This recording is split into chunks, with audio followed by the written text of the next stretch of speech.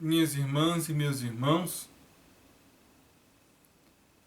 talvez você já tenha ouvido a história do famoso Rei Midas. Se não ouviram ou se ouviram, deixe-me contar para vocês. O Rei Midas é um rei, uma figura lendária na mitologia grega que, tendo a oportunidade de receber um desejo, pediu o seguinte: eu gostaria que tudo que eu tocasse virasse ouro. Porque ele pensava: poxa, não seria bom se todas as coisas que eu tocasse virassem ouro? Não seria bom? Quão rico eu seria? Quão poderoso eu iria me tornar? Quão magnânimo? Meu reino seria o reino mais rico de toda a terra. E ele recebe esse presente. A ele é concedida a habilidade de tudo que ele tocar se tornar em ouro. E então ele, animado, vai para casa e sente fome. E ao sentir fome, ele pega uma maçã, que a maçã se torna ouro. E aí ele percebe que nunca mais vai conseguir comer nada na vida. Então ele sente sede, pega um cálice para beber, e o cálice, junto com a bebida dentro dele, se torna um ouro também. E ele percebe que nunca mais vai conseguir beber nada nem saciar sua sede. E na tentativa de ajudar ele, uma de suas filhas toca nele. E ela também é transformada em ouro. E então o rei Midas entende a maldição que lhe caiu. Por que eu contei essa história? Porque essa história tem tudo a ver com aquilo que a gente vai falar hoje. A nossa leitura de hoje está no livro de 1 Reis, capítulo 3, versículos de 5 a 12. Essa é uma história bem conhecida do Velho Testamento, é um dos momentos mais famosos do Velho Testamento, onde a gente lê que o rei Salomão recebeu em sonho uma visita de Deus e Deus pergunta a ele: Salomão, o que você deseja? E a gente lê também a resposta muito inteligente e muito sábia de Salomão: Senhor, eu desejo sabedoria para governar o teu povo com justiça. Resposta bem interessante.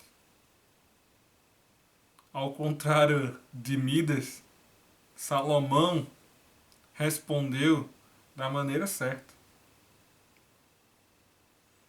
Por quê?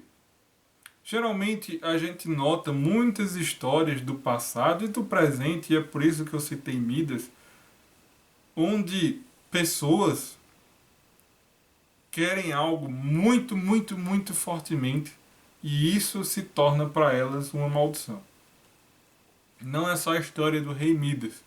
A gente vê, por exemplo, na história do rei Nabucodonosor, que está lá no livro de Daniel, capítulo 4, a história de um rei que quer ser muito poderoso. E por causa de sua soberba, Deus condena ele a viver bastante tempo junto com os animais. Ele perde a sua sanidade, foge e começa a viver junto com os animais, no frio, na chuva, comendo capim, comendo grama. E ele, depois de passar muito tempo, dá a entender o texto, são 7 anos fazendo isso, ele finalmente volta a si e reconhece que a soberba dele não vale de nada. Tem alguém acima dele. Existe um Senhor acima dele. Outras histórias que a gente poderia citar, a história de Ícaros, por exemplo, que ao tentar fugir voando com asas de cera, fica muito animado pela perspectiva de voar perto do sol, termina perdendo as asas, caindo no oceano e se afogando. Todas essas histórias, elas nos contam que aquilo que a gente deseja só vale a pena se a gente tiver sabedoria. Vocês já devem ter visto nas suas vidas, na vida de alguém próximo a vocês, uma pessoa que conseguiu muita coisa, mas que essas coisas, no final, se tornaram impedimento para a felicidade e não ajuda para a felicidade. Às vezes a pessoa faz como Midas e quer dinheiro, mas o dinheiro se torna contra ela. Às vezes a pessoa faz como Nabucodonosor, que quer poder, e o poder se torna contra elas. Às vezes as pessoas querem prazer e o prazer se torna contra elas. Por quê? Porque não há sabedoria. Todo presente e toda dádiva precisam de sabedoria. A sabedoria é a diretriz, é a guia de como nós podemos usar as coisas que nós temos, os nossos recursos, para o nosso benefício próprio. A sabedoria precisa estar conosco, senão todas as dádivas, todos os presentes, todos os prazeres, todos os benefícios se tornarão contra nós. Tudo que a gente tocar sem sabedoria vai se tornar mal. E é por isso que é tão interessante ver a resposta de Salomão. Salomão pede sabedoria para governar com justiça. A justiça e a sabedoria estão juntas e próximas umas das outras. A justiça e a sabedoria são companheiras. E tá aí duas coisas que a gente vê muito sendo citada na Bíblia: justiça e sabedoria. Deus provém as duas coisas, a sabedoria e a justiça. E Ele pede de nós as duas coisas, a sabedoria e a justiça. E aí eu pergunto a você, minha irmã, meu irmão, e a mim mesmo, o que nós responderíamos a Deus? Se Deus viesse para nós hoje em sonho e dissesse: o que você deseja? Eu não vou julgar ninguém não, porque eu sei que essa é uma pergunta muito tentadora. Essa é uma pergunta muito tentadora, é uma pergunta muito difícil de responder. E honestamente, eu tenho a impressão de que eu não responderia tão bem quanto Salomão. Talvez eu não fosse tão mal quanto Midas, pedindo para transformar tudo em ouro, mas eu acho difícil responder algo tão bem como Salomão, assim, no supetão. Porque a tentação é grande, a tentação é enorme. Eu entendo que a tentação é imensa. E é justamente por isso que é bom refletir sobre essas coisas. Essa passagem nos leva a refletir sobre isso, onde é que estão os nossos desejos.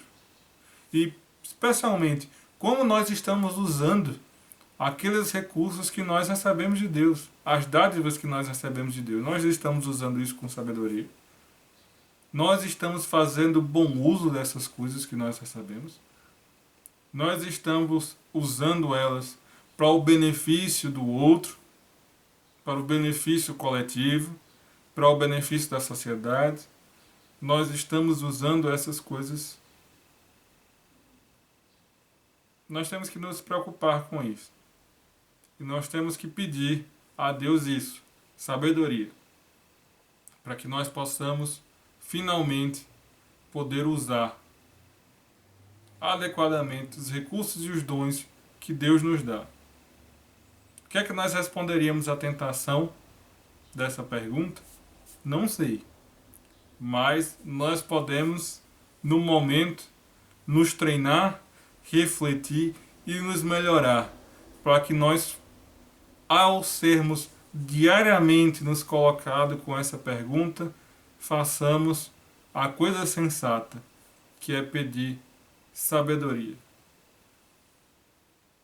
Espero que essa mensagem chegue a você bem, que lhe inspire hoje, como me inspirou, e que lhe abençoe.